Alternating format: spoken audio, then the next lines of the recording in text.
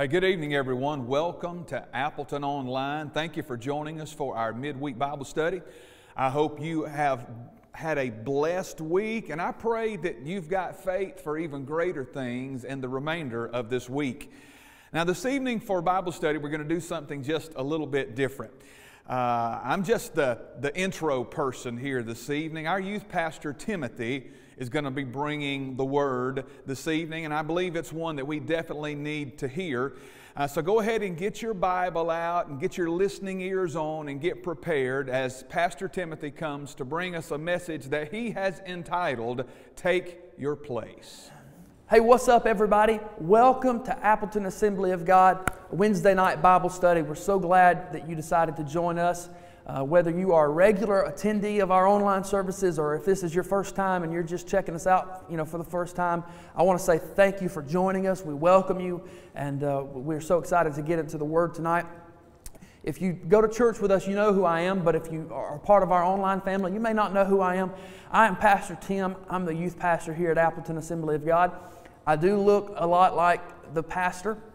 You might have recognized that, and that's because he is my father also. Pastor Russ is my father. So I just wanted to introduce myself to those that may not know who I am. I have a message tonight that I am super excited to share with you. I've been sitting on this for several months now. I was scheduled to preach on a Sunday night back in March, and this message I'm going to share with you tonight was the message that God had given me for that night. And I was super excited to preach it. I was just pumped about that message.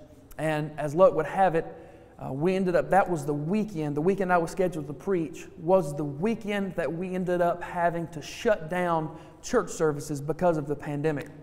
And so I have been sitting on this message for like 6 months. Well, probably a little longer than that because it's probably been about 7 or 8 months. I have been sitting on this message. I've been really, really, really wanting to preach it to you guys. This was one of them. I tried to preach it in youth. I tried to, I wanted to preach it elsewhere, but this was just one of the messages I knew was for our church, Appleton Assembly of God. And so I'm super, super excited to finally get to share this message with you tonight. But before we get into that, I want to do something a little differently than what we normally do on our Wednesday night Bible study. In youth, every Wednesday night, we play a few games before we kick off our service, and one of the things that we have made kind of a tradition here in our youth group is to play Bible trivia. That we do it every week religiously before we start our service, before we get into worship and then into the Word. We do a couple of games. We may play Ninja or whatever, but we're going to play Bible trivia every week. And so I wanted to, just because it's normal for me and it kind of helps me get ready to preach. It's weird, I know, but I wanted to do that here with you tonight. Now, I know it's going to be weird, and I'm not real sure how it's going to work out because we're online and you're not here to give me the answers and all that. And but I want to do it anyway. So I'm going to ask you a couple of questions. We'll start with some easy ones, and then maybe get to some harder ones. But these are all things that we should know. These are things that. The questions that I ask in Bible trivia every week on Wednesday nights in youth are just things that we should know as Christians. If you have grown up in church or have been saved for a while, grew up going to Sunday school, these are things that you learned in Sunday school and things that you should know.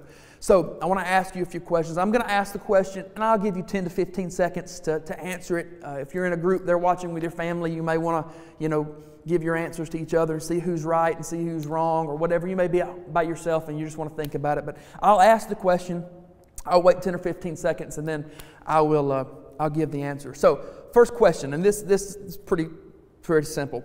How many books are in the Bible? How many books are in the Bible? Some of you probably got that pretty quickly. The answer is 66. There are 66 books in the Bible. So now let's take it a step further. How many books are in the Old Testament?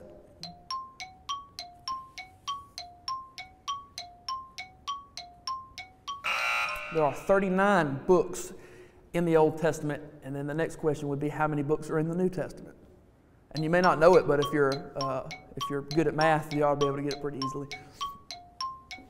There are 27 books in the New Testament. So 66 books overall, 39 in the Old Testament and 27 in the New.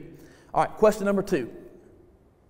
What were the men at the Tower of Babel trying to do? What were they attempting to do? I love this story. What were they attempting to do?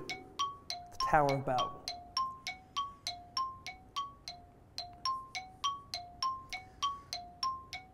The answer is they were attempting to build a tower to reach heaven. They were attempting to build a tower to reach heaven. I love that story. It's just interesting. All right, question number 3. This one's not too hard. What were Isaac's 2 sons' names? Isaac was the son of Abraham. Isaac himself had 2 sons as he got older. What were their 2 names?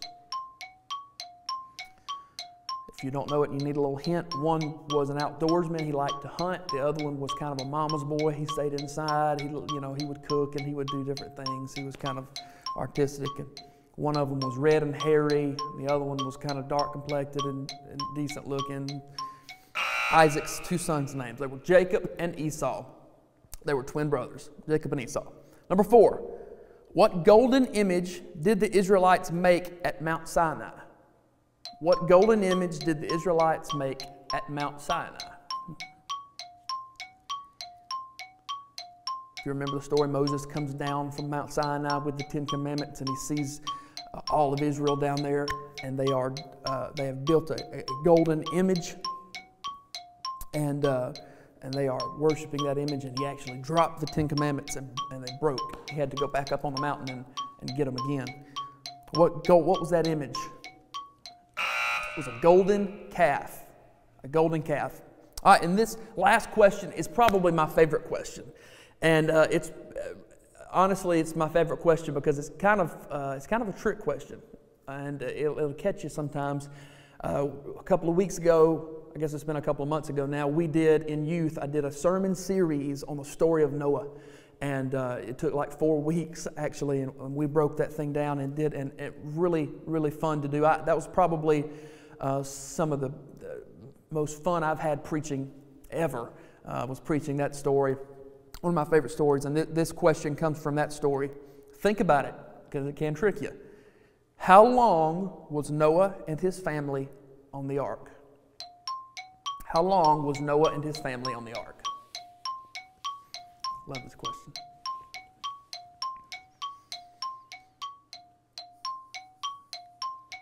How long was Noah and his family on the ark? So I'll give the answer a little differently this time. If you're watching in a group, you can just raise your hand. If you're confident and bold enough, you can put the little hand up emoji on the comments below. If you're bold enough to do so. If you answered 40 days and 40 nights, and you're bold enough to do it, put that hands up emoji on there. 40 days and 40 nights. If you did that, I hate to inform you, you were incorrect. Noah and his family actually spent 12 and a half months on the ark. Wow. Can you imagine having to spend over a year locked up in quarantine with your family and a bunch of stinking animals, using the bathroom everywhere, and just, oh man, I bet it was bad. Puts things into a little bit of perspective. I love that question. Anyways, that's Bible trivia. I love Bible trivia. We do it every Wednesday night in youth just to kind of have a little fun with it and also learn the scriptures. It's important. If you rate yourself on this, I was really surprised to know how many Christians, people that grew up in church or have been in church a long time, don't know the answers to these simple things. And whatever the reason might be, regardless, they don't know it. And so if you didn't do so well, maybe that's a sign that you need to get into the Word just a little bit more, study things and try to learn a little bit more and do so. So if you did well, congratulations. I love Bible trivia. So let's get to the Word. If you have a Bible with you or whatever your tablet or phone or whatever you use for the Bible, turn to 1 Samuel chapter 16. And I want to preach a message tonight that, like I said, I'm really excited to preach. I've been sitting on this for a while, and I'll be honest with you, the inspiration for this message came, and I may lose some of you right here, you may turn me off. The inspiration from this message came while I was watching a Madea movie, okay? I can't remember which one it was. I think it may have been Medea's Family Reunion or something. I may be wrong, but anyways, and I know I just lost a lot of you right there. You're going to turn me off now, but bear with me. The inspiration from this message came from a Medea movie, and it wasn't something that Medea herself said, okay? It was something that one of the other characters said in one of the more intense moments of the movie. And this lady is like the grandmother of all these people, and this family is having their family reunion, and she's like the matriarch of this family. She's like the grandmother. Her kids had all these are all her grandkids and kids and great grandkids here, and so there's kind of a lot of riffraff going on between some of the family and things going on, and people are just kind of acting a little harshly. And she stands up. She just kind of has enough of it, and she stands up and she gives a speech to the family, kind of pulling them up by their bootstraps, rallying them, kind of scolding them at the same time. And she uses a phrase that I found interesting, and as soon as she said it, my preacher wheels began to turn. And what she said was, take your place. We need everybody to take your place. And basically what she was saying was we need the men who are fathers to be fathers. And we need the women who are mothers to be mothers. And the kids, you need to learn to be good, godly kids. And everybody, take your place. What God has given you in life, take that place. And so my preacher wheels began to turn. And I don't know if you've ever preached or how many preachers are watching tonight, but if you develop a sermon, for me, sermons develop, or I receive those downloads kind of in different ways at times. Sometimes it's while I'm reading the Scripture, God will point something out to me that I didn't know, or that will, that will inspire me to preach a message. Sometimes He'll remind me of something that I have learned a long time ago, and I'll go back and study that part of the Bible and learn something that I didn't know. And sometimes He just gives me a phrase or a title to a message. And then it's my job to go and really do the digging to figure out what He's trying to say. Pray about it, study the Scriptures, figure out what He's trying to say.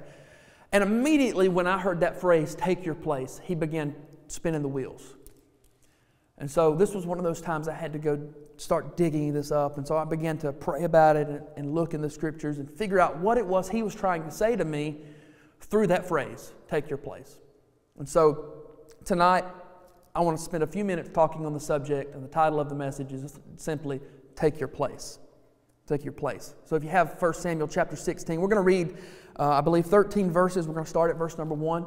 You will know, most of you will probably know this story and be familiar with it, but I want to point out something that's kind of minute, and it was, at least it was to me, it caught me off guard. But starting at verse number 1, it says, Now the Lord said to Samuel, You have mourned long enough for Saul. I have rejected him as king of Israel. So fill your flask with olive oil and go to Bethlehem. Find a man named Jesse who lives there, for I have selected one of his sons to be my king. So a little context to the story before I continue on. Basically what has happened is King Saul, who is the first king of Israel, has, in the previous chapter, in chapter 15, has disobeyed God.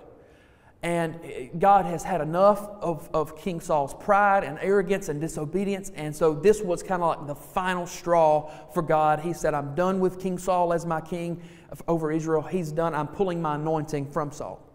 Saul was still the king, but God had removed his anointing from the man. So now Samuel, who was a prophet at that time, is upset. Because Samuel was the one that anointed King Saul as the prophet, and he's upset because this king has disobeyed God, and now Israel doesn't have a king that is anointed and has God's hand on his life.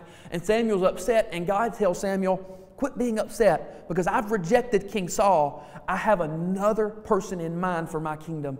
The kingdom will go on. There's another king. And so this is God telling Samuel to get up, get yourself ready, get your anointing oil ready, and go to Bethlehem. There's somebody there I want you to anoint as the next king of Israel. So Samuel's doing that. So verse 2. But Samuel asked, how can I do that? If Saul hears about it, he will kill me. Take a heifer with you, the Lord replied, and say that you have come to make a sacrifice to the Lord. Invite Jesse to the sacrifice, and I will show you which of his sons to anoint for me. So Samuel did as the Lord instructed. When he arrived at Bethlehem, the elders of the town came trembling to meet him. What's wrong? They asked. Do you come in peace? "Yes," Samuel replied, "I have come to sacrifice to the Lord. Purify yourselves and come with me to the sacrifice." Then Samuel performed the purification rite for Jesse and his sons and invited them to the sacrifice too. When they arrived, Samuel took one look at Eliab and thought, "Surely this is the Lord's anointed." Eliab was Jesse's oldest son. And he said, "Surely this is the Lord's anointed." But the Lord said to Samuel, "Don't judge by his appearance or his height, for I have rejected him. The Lord doesn't see things the way that you see them. People judge by outward appearance, but the Lord looks at the heart." Then Jesse told his son Abinadab to step forward and walk in front of Samuel. But Samuel said, "This is not the one the Lord has chosen." Next Jesse summoned Shemaiah, but Samuel said, "Neither is this the one the Lord has chosen." In the same way, all 7 of Jesse's sons were presented to Samuel. But Samuel said to Jesse, "The Lord has not chosen any of these." Then Samuel asked, "Are these all the sons that you have?" "There is still the youngest," Jesse replied, "but he's out in the fields, just watching the sheep and goats. He's just a shepherd." "Send for him at once," Samuel said. "We will not sit down to eat until he arrives." So Jesse sent for him. He was dark and handsome with beautiful eyes, and the Lord said, "This is the one, anoint him." So as David stood there among his brothers, Samuel took the flask of olive oil he had brought and anointed David with the oil. And the Spirit of the Lord came powerfully upon David from that day on. Then Samuel returned to Ramah.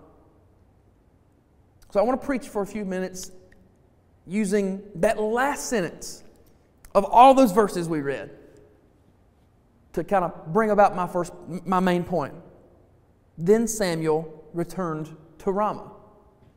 I thought it was interesting. Samuel goes to Bethlehem to anoint the next king of Israel. He finds his man. God tells him that David is the man. He anoints the man. And this was a shepherd. David was just a shepherd.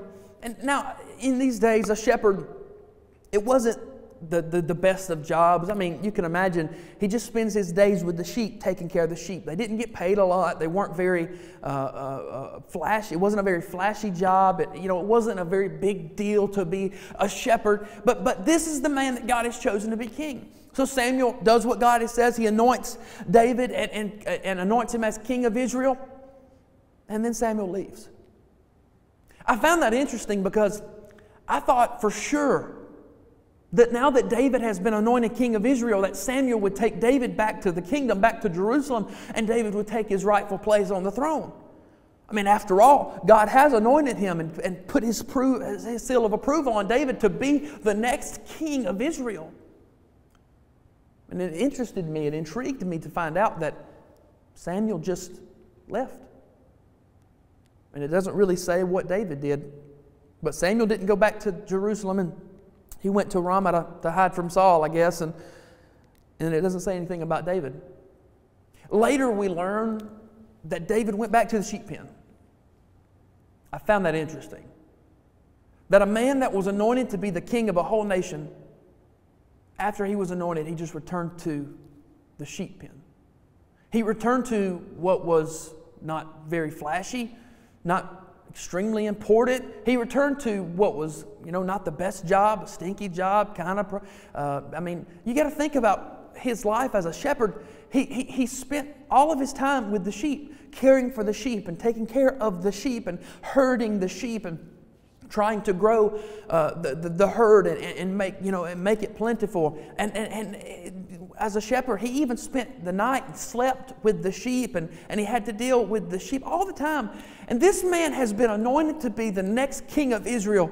But instead of going to Jerusalem to take his place on the throne, he goes back to the sheep pen. I'll be honest with you. I'll be the first one to say I wouldn't have done that. You just anointed me to be the king of Israel. I'm going to be the king. Think about the differences in the jobs. A shepherd doesn't get paid much. A shepherd has to stay secluded most of the time, just hanging out with a bunch of sheep. It's a stinky job, a smelly job. It's not a very, flashy looking job. It doesn't look great on a resume.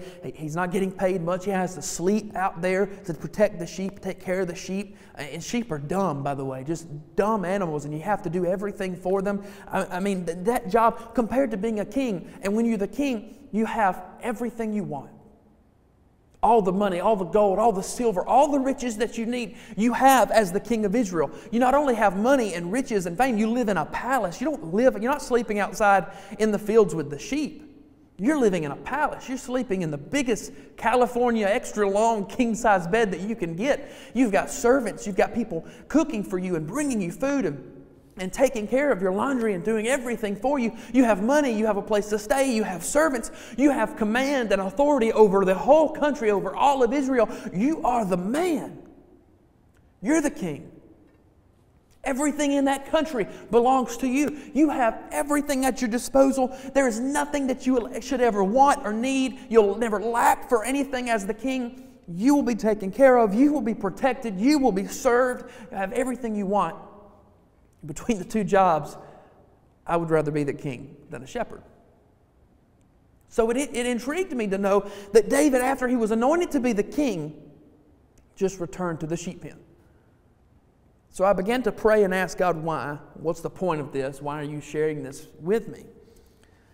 And I began to learn that the sheep pen is extremely, extremely important in preparing David for the kingdom. It's extremely important. It was vital to David's success as a king, the sheep pen. David returned to the sheep pen, not having a king. So, why the sheep pen? I believe there are three very good reasons, probably more, but this is what God gave me. 3 reasons why the sheep pen is important. And for those of you that don't understand, maybe you're not really following what I'm at, the kingdom would represent the throne, the kingdom that David had been anointed to take, would represent anything in your life that you want to become. It would represent promises that God has given you. It would represent a calling that God has given you, something that you want to fulfill in your life. The kingdom is a person maximizing their potential for Christ. You may feel like you're called into the ministry. The kingdom for you would be, hey, I'm called into the ministry, getting to the kingdom, getting to the ministry, getting to that place. Some of you may have a desire, you're not called into the ministry, but you may have a desire to be used more in a bigger role in your church. Maybe you want to be a teacher or a deacon or a department leader. That would be the kingdom for you. It represents anything that we would strive to get, anything that is better in life, anything that it represents the maximum potential we can have for God, the kingdom. And the sheep pen represents the process. It represents the things that aren't so pleasant, aren't so good looking, they don't look great on a resume. It's not all that important. It doesn't bring you fame. The sheep pen would represent the process and the things that we go through to learn in order to get to the kingdom, to the throne. There are reasons we have to go through that sheep pen. The sheep pen has a purpose. And the first purpose for that, and if you're taking notes, you need to write this down. The first purpose of the sheep pen is to prepare you for the kingdom. Is to prepare you for the kingdom. If you continue reading in 1 Samuel, in the very next chapter is the story of David and Goliath. Now, we're not totally for sure that the book of Samuel, 1 Samuel, is written in chronological order. We don't know that for sure, okay? But most of the other parts of the book give hints that it probably was written in chronological order. And so we enter into verse 17. David has been anointed king of Israel, and now we have this big bad champion of the Philistines named Goliath, and he's coming in and challenging the Israelites. You know the story. David and Goliath, right? Goliath's a giant. He's over 9 feet tall. He's a champion warrior of the Philistines. And he comes and he's basically challenging Israel. Send one man out to me and we will fight. And if he kills me, we will be your slaves. But if I kill him, you will be our slaves. And day after day, I think for like 40 days, Goliath comes out challenging Israel the same way every day, challenging Israel the same way, saying the same thing over and over and over again, except this day, David has been sent to the battle lines by his father Jesse to check on his older brothers, to make sure they're okay and to bring them some goodies.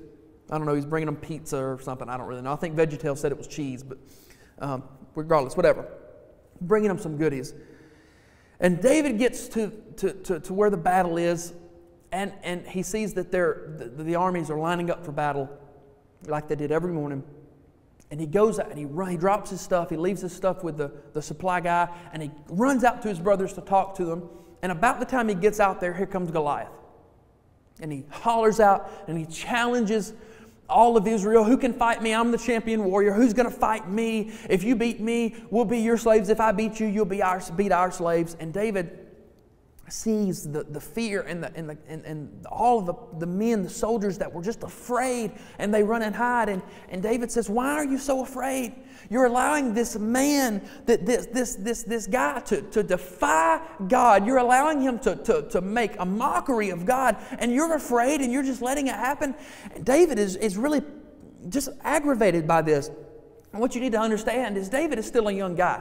He's still a teenager. We don't know the exact age that David was anointed king of Israel. We do know that he was probably somewhere between the ages of 10 and 15 if you study the scriptures and take some words apart and look at what they mean in Hebrew.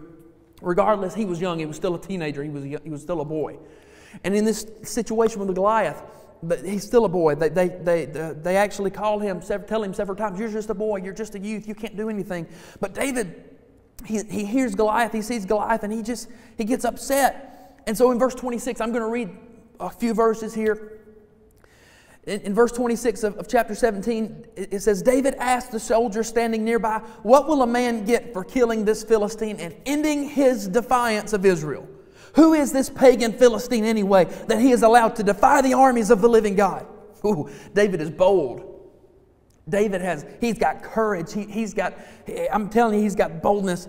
In verse 27, it says, "And these men gave David the same reply. They said, 'Yes, that is the reward for killing him.'" Basically, the reward was that whoever killed Goliath would get to marry King Saul's good-looking daughter, and his family would be exempt from taxes forever. I'll be honest with you, I think I would have took the chance at killing Goliath so I could be tax exempt.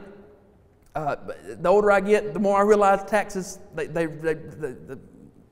stink. Anyways, I would have took the chance, I think, and fought Goliath, knowing that if I won, I'd have been tax exempt.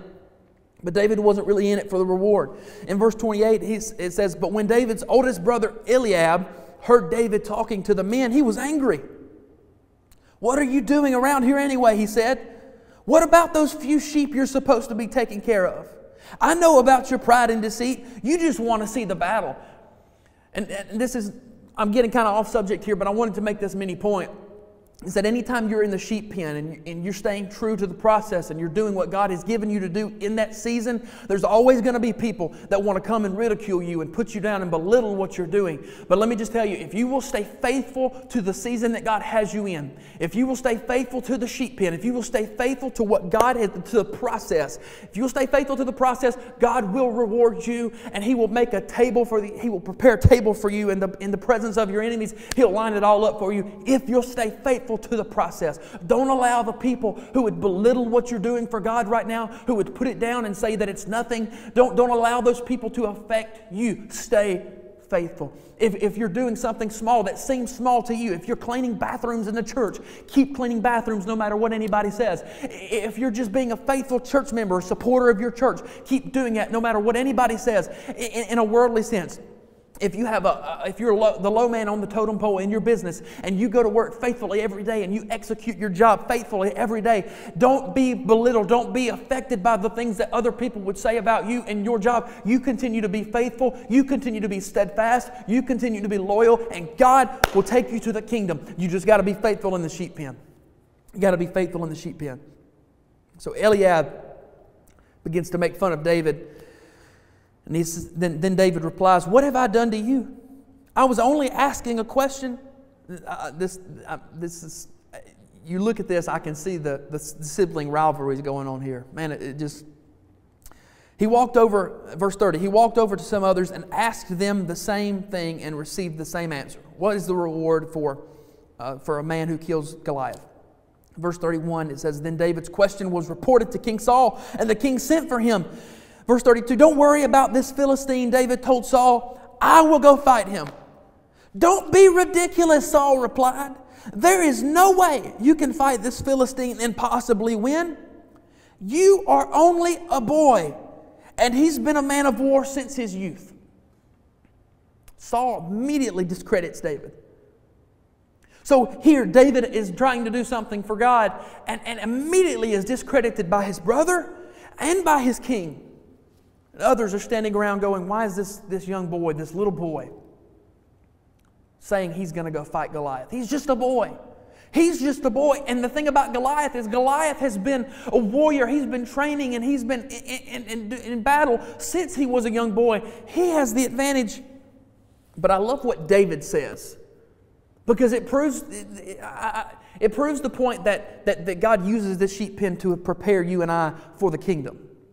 Verse 34, look what David says in response to Saul. David persisted. I have been taking care of my father's sheep and goats, he said. When a lion or a bear comes to steal a lamb from the flock, I go after it with a club and rescue the lamb from its mouth. If the animals turn on me, I catch it by the jaw and club it to death. I have done this to both lions and bears. I'll do it to this pagan Philistine too, for he has defied the armies of the living God. The Lord who rescued me from the claws of the lion and the bear will rescue me from this Philistine. And Saul finally consented and said, all right, go ahead.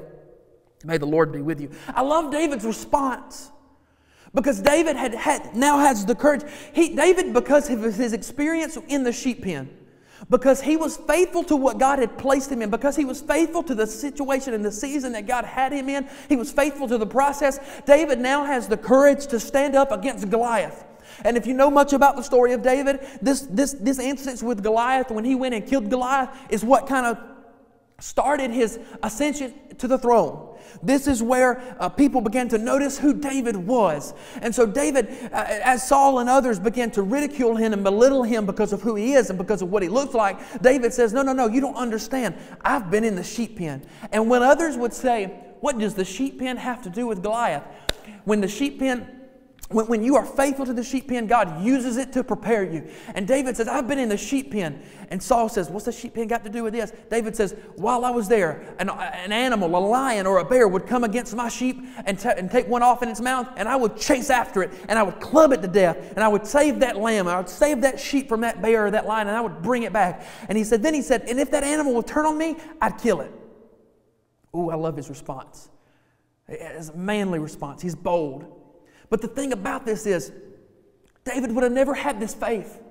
David would have never had this courage had he not been faithful to the process. Had he not been faithful to the sheep pen, David would have never had the courage and the faith and the boldness to stand up to Goliath. And the thing the story and the instance with Goliath is what has started his ascension to the kingdom, to the throne. The sheep pen prepares you and I for the kingdom. The process is what prepares us for the end thing that we are looking for. It prepares us to reach our maximum potential for God. It prepares us for our calling. It prepares us for what we are dreaming of being, not only spiritually but in the world as well. And we learn right here that the sheep pen is what prepared David for his fight against Goliath. I love that. I love it that while people were putting David out because he was just a shepherd, in that thing that seems like nothing, in the thing that God has you doing that just doesn't seem like a big deal, God is using to prepare you. You may be cleaning toilets at the church and you don't think that's a big deal at all. You praying, God, I want to do something for you. I want to maximize my potential. I want to help people. I want to do more for you. And what you don't understand is that little thing, the thing that seems little to you, God is using to prepare you for the big thing. Oh, I love this. Oh, I love this. I've been the youth pastor here for a year. Actually, last Wednesday night, last week, was my 1-year anniversary of being youth pastor here. And I felt and acknowledged the call of God on my life to pastor and preach at the age of 13.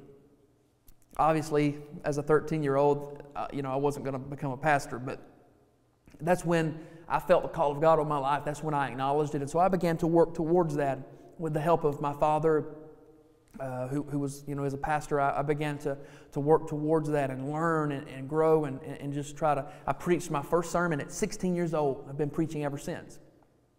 And I graduated high school, and I didn't go to seminary, and for several reasons, but I didn't go to seminary. And I began to work a job and work under my father.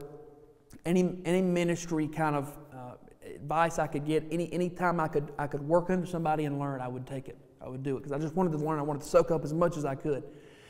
And a couple years after I had graduated high school, and this would be several years before I would become a youth pastor, get into the ministry full time, that an opportunity came up at our church. We needed a Sunday school director. Now, if I'm being completely honest with you, that is not something that I desired to do. It never crossed my mind. I never thought about it. When God called me to pastor, to lead people, and even before that, being the Sunday school director was not something I really wanted to do.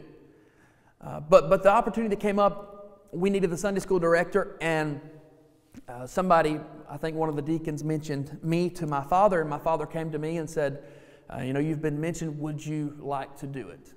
And I said, absolutely, I'll do it. I wasn't going to turn down something that could help our church and help the leadership here. And so I said, absolutely, I'll do it.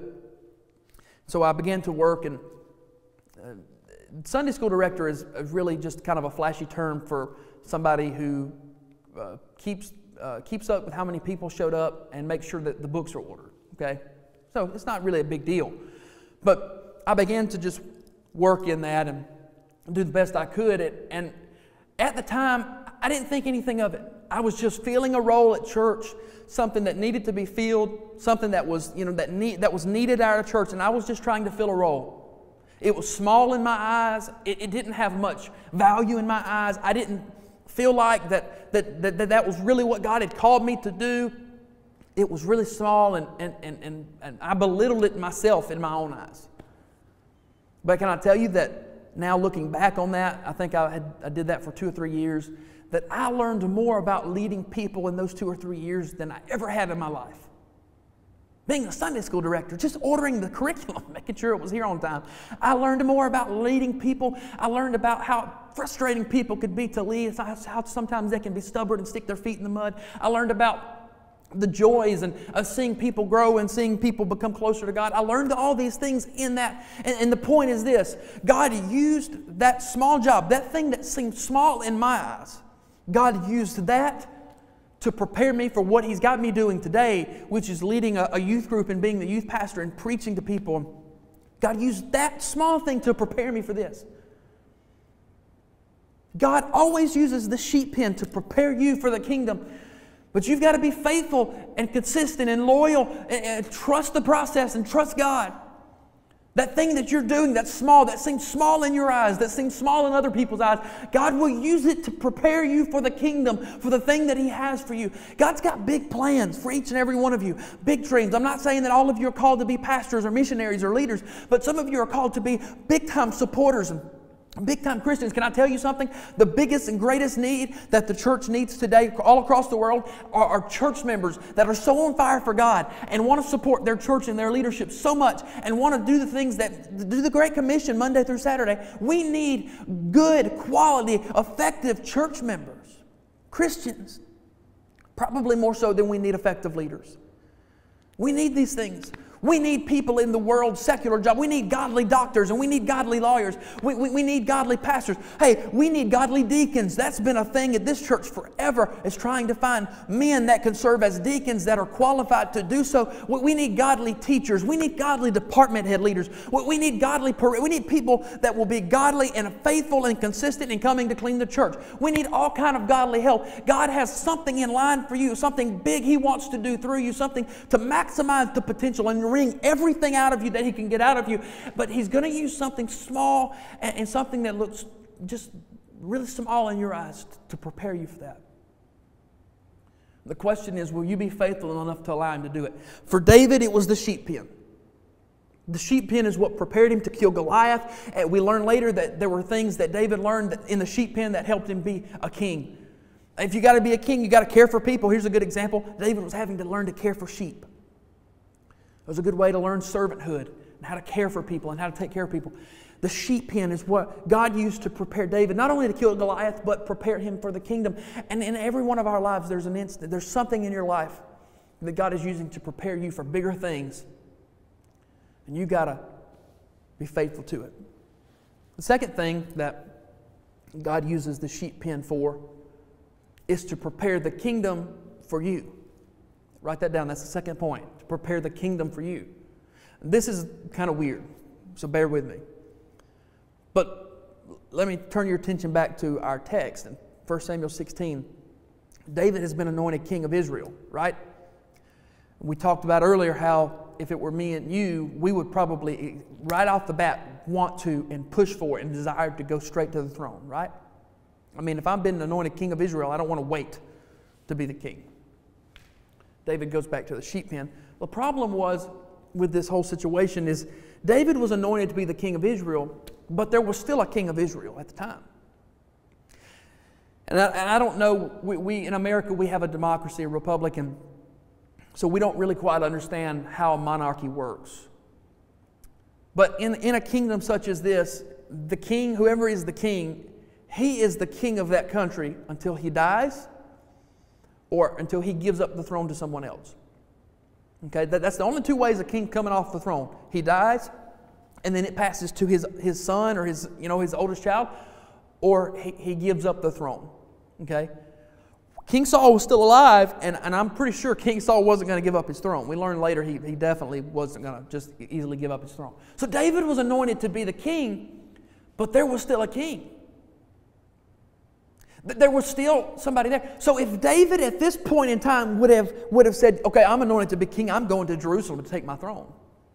If he would have come against Saul, he would have been considered a traitor. It would have been treason. We don't know what that word means in America because there is no authority here, and we defy every authority. We go against all the authority in our life. So we don't know what that word means. But in some countries, the word treason is a terrible word.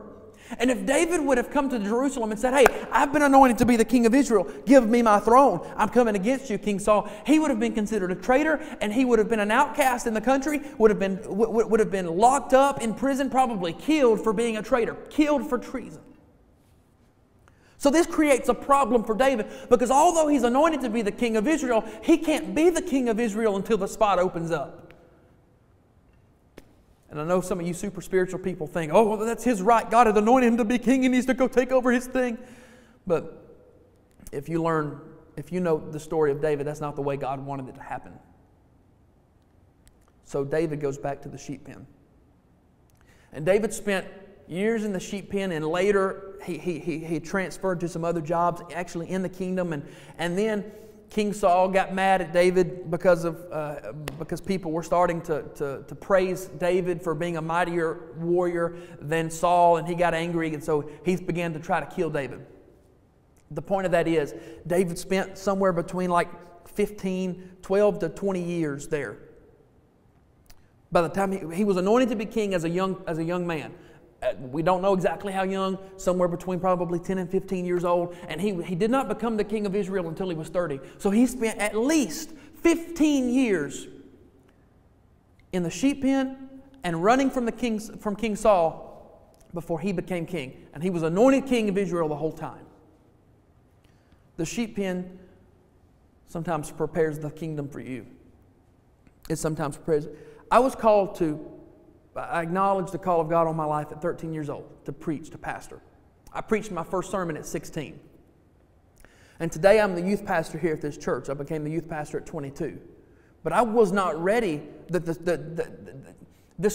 position I'm in now, there was somebody else filling this role, and I could not come against him and try to take the position at the age of 13. Although I was called into the ministry, and now looking back now, this is where God had called me to for this season. I couldn't come at 13 years old and say, oh, I'm called to preach, give me my pulpit. You can't do that.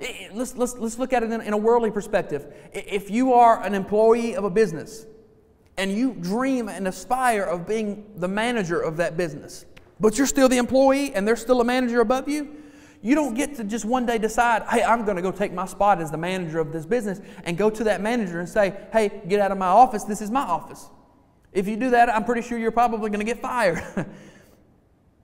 God sent David back to the sheep pen so that he could prepare the kingdom, so that he could prepare the throne for David. And it took somewhere between 15 and 20 years probably in order for the throne to be prepared for David to become the king. And the whole time David was anointed to be king, the whole time that David had a dream, the whole time that David had a vision and wanted to do big things for God, he had to spend time in the sheep pen in that process because God was preparing the place, He was preparing the calling, He was preparing the throne for David.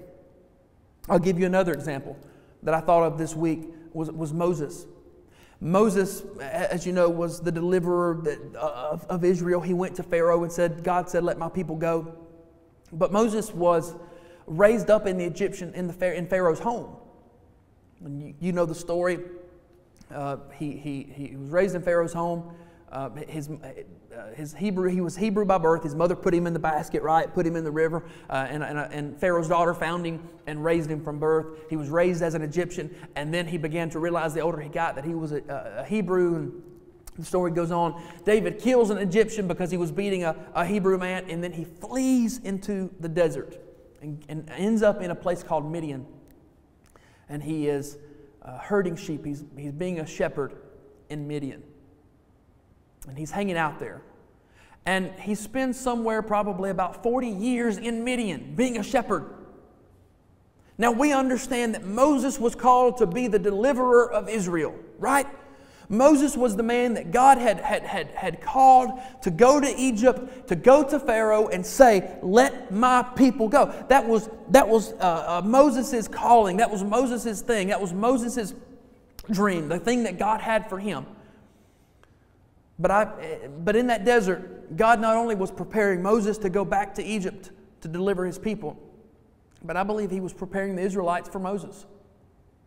Because in the Israelites' eyes, Moses was an Egyptian. Right? He grew up as an Egyptian. He was not. He might have been Hebrew by birth, but he grew up as an Egyptian. He wasn't out there in the fields working and laboring with the Hebrews. He was in Egypt. He was in Pharaoh's house, living it up. And so, in the Israelites' eyes, Moses was not for them; he was against them. And so, I would argue today that not only was that stint that Moses spent in Midian for him to prepare him to go back to Pharaoh, I believe that stint that Moses spent in Midian was also for the Israelites. That their hearts would be softened towards Moses, that they would become to understand that, that when Moses comes back, that maybe he is for us, that maybe God is for us. It gave God time to begin to work on the hearts of the Israelites. The sheep pen's not just to prepare you, it's also to prepare the place where God is going to take you. It's also to prepare that. It prepares you, it prepares the place where God's going to take you. And the third point is, sometimes we have to spend time in the sheep pen just because God said so. Write that down. That's important. Maybe the most important thing that you get today is that sometimes we spend time in the sheep pen just because God said so. I remember as a kid when my parents would tell me to do something, clean your room or don't do that or whatever. And I remember there were a couple of times that I would say, but why or why not? And sometimes they'd give me an answer, but then sometimes they would just say, because I said so. You remember that? Because I said so. The point is, they are my parents. They are the authority in my life. I'm supposed to obey them. And so, just because they said to do it, I'm supposed to do it. Because they said so. And sometimes God has us in the sheep pen longer than we want to be. He has us in that process of preparation, in that small and belittling job in our sight. He's got us in that area just because He wants us there. He has a reason, but at the end of the day, it doesn't really matter if we know why we're there as long as we're obeying God, right? He doesn't have to give us the reason. He doesn't even really have to have a good reason. He is God. He is the authority in our lives. He is on the throne. He is our King. And so because He says that's where we should be, that's where we need to be, we don't even have to have the reason why. The problem is it takes great faith and trust to do that. Do you have the faith and the trust in God to say, you know what, I don't understand why I'm here, and you won't tell me why I'm here. I feel like I'm ready for what you've called me to do. I feel like the place that you've called me to is ready for me. I feel like it's ready, it's time to go, but you haven't released me to do it yet. You have not given me the opportunity to do it yet. I don't know why, but I trust you. I don't know why, but I trust you. I trust that there is a reason that you've got me here. I trust that there is a lesson that you are trying to teach me. I don't get it, and you won't tell me why, God, but just because you said it, it's enough. We've got to get to a point as Christians where we don't have to always know why God says something, or God says no, or God says move. But we just do it because He did. One of the things that I think of right now is when God told Abraham to leave Ur of the Chaldeans, right? He just said, move. Move. But why, God? Just move. Just move. And by the way, when you leave, I'll show you the place. But I'm not, just leave. Just leave. You don't need to know why. You just leave. Just do it. Just do it. This is part of that sheep pen experience is learning to trust God even when you don't understand the reason. Because the sheep pen becomes easier to handle when you understand that I'm being prepared for my calling. Or the kingdom is not ready for me yet. But when you don't know why. When you don't know why you're not where you're supposed to, where you think you should be yet. Do you have the faith? And do you trust God enough to say, hey God, I don't get it. And you won't really tell me why, but I trust you anyway. We need Christians in this world, in the church today, that'll just do what God says just because He said it. I preached a message one time entitled, Just Do It. And I talked about when Jesus turned the water into wine at the wedding, and Mary come to Jesus and said they're out of water, and Jesus said, it's not my time. And then Mary turned to the servants and said, do whatever He says. And Jesus said, take those buckets and fill them up with water, and then go pour it out, pour it in the cups. I can imagine that those servants were thinking, okay, we're getting water in the buckets. When we pour it out, it's going to be water again. Why are we doing this? What's the purpose in this? What are you going to do? And it never said that Jesus told them anything. But as they began to pour, the water turned into wine. The moral of the story is sometimes we don't have to know why God tells us to do something. We just got to do it. And for those of you that are in that season of process, you've got a dream. And it doesn't... I keep saying that, and when preachers preach sermons like this, the people that don't feel called into ministry, they tune us out because they think that we're only talking to people that are called into ministry. But I'm not just talking about that. Some of you are really godly people, and you want to serve God, and you want to maximize your potential, and you have dreams of being the manager at your work. You have dreams of owning your own business. You have dreams of doing better for yourself. And that's okay as long as it's in the right priority. And guess what? God still wants to help you get there. There's also still a process for those things. There's still a process for those things. God uses the sheep pen to prepare you for where you're going, to prepare the kingdom for you when you get there, and to prepare, and sometimes He has you in the sheep pen just because He wants you there, just because He said so. Just because He said so. So, we understand why we have to go through the sheep pen. Why the process is important. Why it's important that we are faithful and loyal to the sheep pen. And then the next thing I want to do is, and I want to give you some very practical advice on what to do now. Because even though you know the purpose for the process, sometimes it's hard to be faithful to it. Because the process is challenging.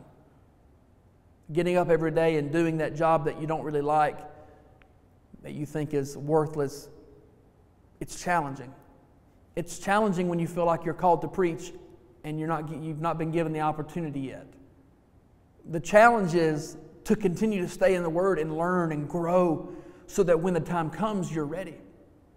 That's the challenge. And so, I wanted to address what our response should be to the sheep pen. Because if we're going to be in the sheep pen, if we're going to have to spend time in this process before we get to the dream, the kingdom, the calling, the purpose for our lives, then I want to know how to do it and do it well. And so here's your answer. You need to write this down. This is really good. This is what you do while you're in the sheep pen. You concern yourself with your relationship with God, and you give the sheep pen your all. What do you mean? You lay everything out on the line for whatever God's got you doing. Whatever the process is. If you're on the cleaning team at church, but you feel like you're called to be on the worship team, you focus yourself on your relationship with God, and you don't neglect that, and you continue to grow in Him. And you give everything you've got to that cleaning team. You scrub them toilets scrub the paint off them toilets. And you give everything you've got to it. God will reward that. God will reward your faithfulness, your consistency. He will reward your loyalness to whatever He's got you doing at the time. He will reward you to that. You got to concern yourself with your relationship with God. You can't neglect that. You can't neglect your relationship with God. You got to spend time with God. And you got to give your all to what God's got you in right now. David, that's one thing I can say about David with all certainty. If there's one person I want to be like in the Bible, it's David. David was considered to be a man after God's own heart. Man, I want God to say that about me. While David spent those 15 to 20 years in the sheep pen, he did two things. He continued to pursue after God. He continued to seek after God and to grow in his relationship with God. And he gave the sheep pen his all. We learn that because in chapter 17, when he's facing Goliath and he's talking to King Saul, and he says, I've been a shepherd, and when a lion or a bear would come grab one lamb out of the flock, I would go after them, and I'd save them. Now, it would have been very easy. And probably most of us would think, okay, because it's just one sheep that's been taken, to let it go and just not worry about it and just focus on these over here that we have left. Especially now that I have been anointed to be the king of Israel, I could see where I would think I'm too good to be a shepherd and I didn't give it my all. But David didn't do that. David said, I might be anointed to be the king of Israel, but I'm going to give everything that I've got to the sheep pen until God takes me to the throne. And so every time a lion or a bear would come, he didn't just let that sheep go. He gave everything that he had to go after that sheep, to save that sheep and bring it back. He did everything. He gave that job his all. Everything he had. And God blessed him for it. And he didn't neglect his relationship with God. That's the most important thing. He didn't neglect that. And God blessed him for it. And at the end of his life, God said, David was a man after my own heart. A man after my own heart. I was reminded of something that Jesus taught one time in Matthew chapter 25. You will know it as the parable of the talents. And I'll read a little bit of it, but for sake of time, because I know I'm probably way over time, but for the sake of time, let me just explain what's going on. Jesus is telling a story. It's a parable. He's telling a parable to his disciples, to some people there, trying to teach them. And he tells a story about a master who is going off on vacation or something, and he calls in 3 of his servants. And he said, I want you to take care of something while I'm gone. And so he gives one servant 5 bags of silver. He gives another servant 2 bags of silver, and then he gives the third servant 1 bag of silver. And he says, I need you to take care of this while I'm gone. I need you to handle this, take care of it. Long story short, he goes off on his vacation or whatever he was doing. He comes back and he calls those 3 servants back in to find out how they did, what they did with his money. The servant that he gave the 5 talents to, the 5 bags of silver, he calls up and he says, Master, you'll be proud of me. I took your 5 bags of silver and I invested it and I made 10 bags of silver for you. Here are 10 bags of silver. And then he calls the second servant in, and the one that he had given 2 bags of silver, and he says, Master, you'll be proud of me. I took your 2 bags of silver and I invested it and I made 4 bags of silver. And the response from the master to both of those servants at 2 different times, he said the same thing to both of them. This is what he said, verse 21, and then in verse 23, he said the exact same thing. He said, verse 21 says, the master was full of praise, and he said, well done, my good and faithful servant. You have been faithful in handling the small amount. So now I will give you many more responsibilities. Let's celebrate together. And then the one the servant with 2 bags of silver, he said the same thing. Well done, my good and faithful servant. You have been faithful in handling this small amount. So I now will give you many more responsibilities. Let's celebrate together. They took what God had given them. They took what the master had given them. They took the few things that God, the sheep pen. They did well in the sheep pen. They turned it into more. And when the master came back, he praised them. And he said, because you have been faithful in this area, I'm going to give you more responsibility. Because you have been faithful, David, because you have been faithful to me as a shepherd, even after you were anointed as the king, you stayed faithful to me as a shepherd. I'm now going to reward you with more responsibility. Here's the kingdom. Because you've been faithful in a small amount. This is why it's so important to give God your all in everything. Because what you think is small is just a launching point. It's just a stepping stone to what God has for you. But the thing about this story that really gets me is not what the master said to those 2 servants. It's what he said to the third servant. In verse 24, it says, then the servant with the 1 bag of silver came and said, Master, I knew you were a harsh man, harvesting crops you didn't plant and gathering crops you didn't cultivate. I was afraid that I would lose your money, so I hid it in the earth. Look, here is your money back. But the master replied, you wicked and lazy servant, if you knew I harvested crops that I didn't plant and gathered crops I didn't cultivate, why didn't you deposit my money in the bank? At least I could have gotten some interest on it. Then he ordered, take the money from this servant and give it to the one with the 10 bags of silver. To those who use well what they are given, even more will be given, and they will have an abundance. But from those who do nothing, even what little they have will be taken away. What will you do with the sheep pen that God has given you? What will you do with the small thing, the thing that seems small in your eyes? What will you do with that thing that God has given you? Because that is what determines whether or not you will reach your potential. You're not waiting on you are. God wants to know what you will do with what He's given you right now. You may be called to do more, but He's given you something smaller now. How will you handle it? Because how you handle it will determine whether or not you'll get to the promise, or how quickly or how long it will take to get there. For the 2 people, the 2 servants that had the 5 and the 2 bags of silver, they took it, they increased it. They took even though it was small. Do you think this man, if he had this many servants and he had all these things, do you think that all he had was 5 bags of silver, 2 bags of 7, 8 bags of silver? Do you think all he had was that? He had a lot more. He just gave them a little bit. Just a little of what he had. He just gave them a little bit of what he had to see what they would do with it, because he had a whole lot more in store for them, depending on how they handled the little bit.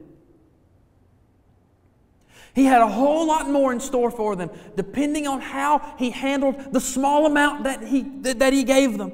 And two of them, they took what he had given them, even though it was small, and they were faithful to it. They were consistent with performing the task they were given. They were loyal to it, and they did what they did the task well that he gave them to do. And when he came back, he rewarded them, and he said, "Let's celebrate together. Well done, my good and faithful servant. You've been faithful in small things. I'm going to give you more things to be responsible for. Let's celebrate." And then the one who just sat on what he had been given, the one who sat on his gifts and his talents, the one who sat on what God had given him and complained because it was too small, and complained because the master has more he could have given me, and why did he give this one 5 and this one 2 and me only 1? Because he sat and was lazy and complained about where he was and complained about how small the task was that the master had given him. When the master came back, the master said, "Take from him what he has now and give it to the man who has 10 because he didn't do what I asked." And 29 sums everything up. Verse 29, "To those who use well what they are given, even more will be given, and they will have an abundance. But from those who do nothing, even what little they have will be taken away." The question I have for you tonight is, how are you handling the sheep pen? How are you handling the process? You may be doing something that you feel like is trivial. You may be called to do so much more and doing something that you feel like is just worthless. The point is how you handle that thing, the small things, the things that God has given you now, will determine how much potential you can have for God. If you want to be a deacon, you want to be a godly deacon, you need to start by learning to be a godly husband and a godly father. Well, that's the thing. If you want to be you want to serve as a deacon in this church, learn to be a godly husband and a godly father first. You want to be a department leader in this church, learn to be faithful as a church member, as a parishioner. Learn to be faithful to God's house and be faithful to God first, and then see what happens. You want to if you're single and you want to get married, be faithful to God now. Be faithful to God in your singleness and see if He won't bring something great along for you.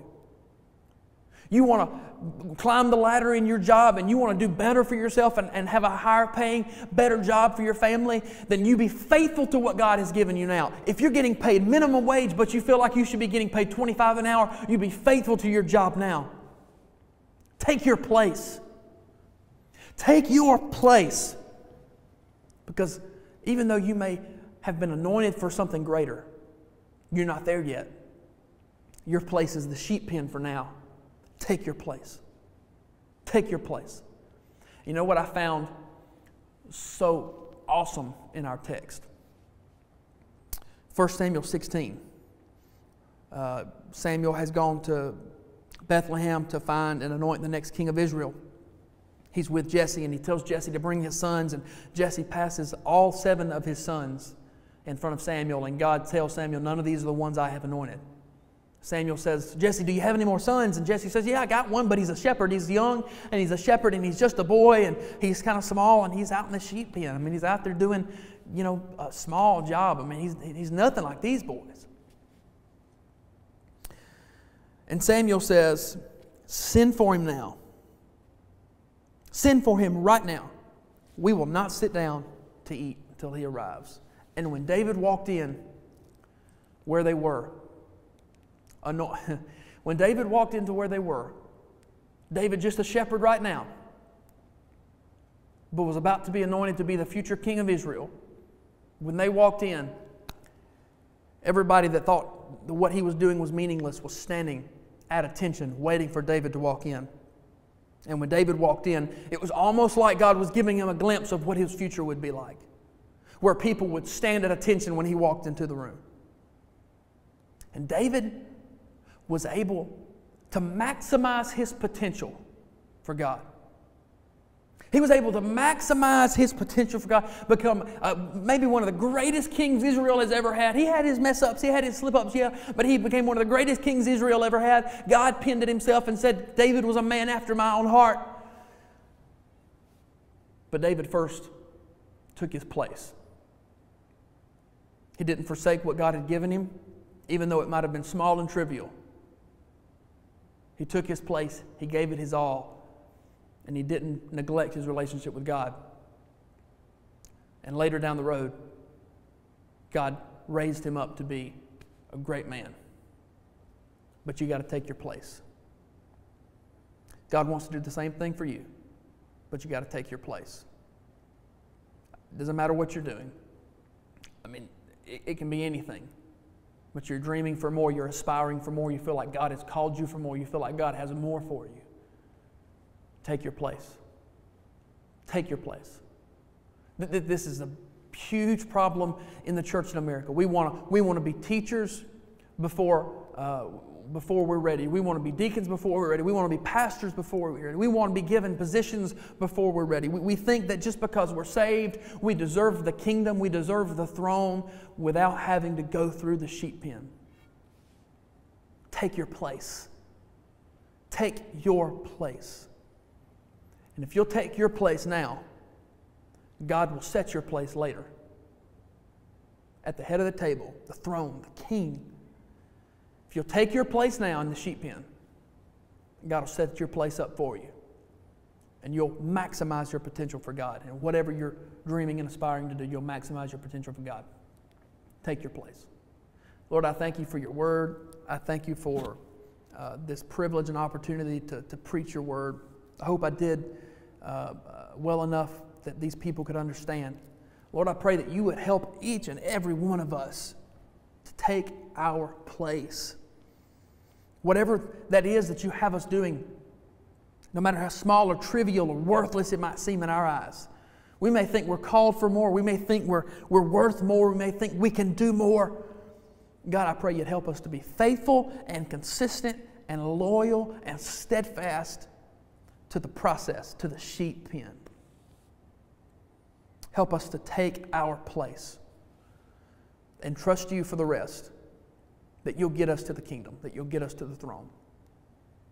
Thank you for your word, Lord. We love you so much. Amen.